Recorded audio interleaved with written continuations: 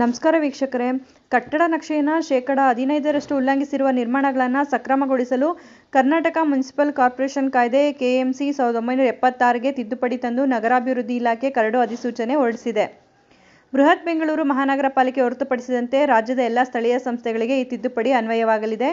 KMC 1976ರ ಉಪಪ್ರಕರಣ 1ರ section 428 ಹಾಗೂ KMP 1964ರ ಉಪಪ್ರಕರಣ 1ರ section 325ಕ್ಕೆ ತಿದ್ದುಪಡಿ ತರಲಾಗಿದ್ದು, Karnataka municipal corporation model building ತಿದ್ದುಪಡಿ ಬೈಲಾ 2025 ಜಾರಿಗೆ ತರಲು ನಿರ್ಧರಿಸಲಾಗಿದೆ.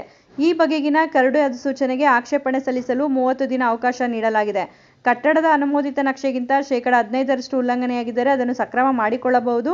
ಫ್ಲೋರ್ ಏರಿಯಾ ರೇಷಿಯೋ ಮತ್ತು ಕಾರ್ ಪಾರ್ಕಿಂಗ್ನಲ್ಲಿ 5% ಉಲ್ಲಂಘನೆಯಾಗಿದ್ದರೂ ಅದನ್ನು ಸಕ್ರಮಗೊಳಿಸಲು ಬೈಲಾದಲ್ಲಿ ಅವಕಾಶ ಕಲ್ಪಿಸಲಾಗಿದೆ.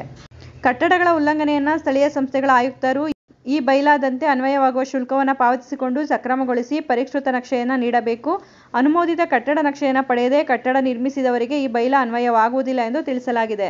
ಮಾಹಿತಿ ಉಪಯುಕ್ತ ಆಗಿದೆ ಅಂತ ಭಾವಿಸ್ತೀನಿ. ಮತ್ತಷ್ಟು ಮಾಹಿತಿಗಾಗಿ ನಮ್ಮ ಚಾನಲನ್ನು ಲೈಕ್ ಮಾಡಿ, ಶೇರ್ ಮಾಡಿ.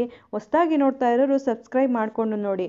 ಕಾನೂನಿನ ಮಾಹಿತಿಗಳನ್ನು ನೀವು ತಿಳ್ಕೊಳ್ಳೋದಲ್ಲ, ಮತ್ತೊಬ್ಬರಿಗೂ ಕೂಡ ಇದನ್ನು ಹಂಚಿ. ಧನ್ಯವಾದಗಳು.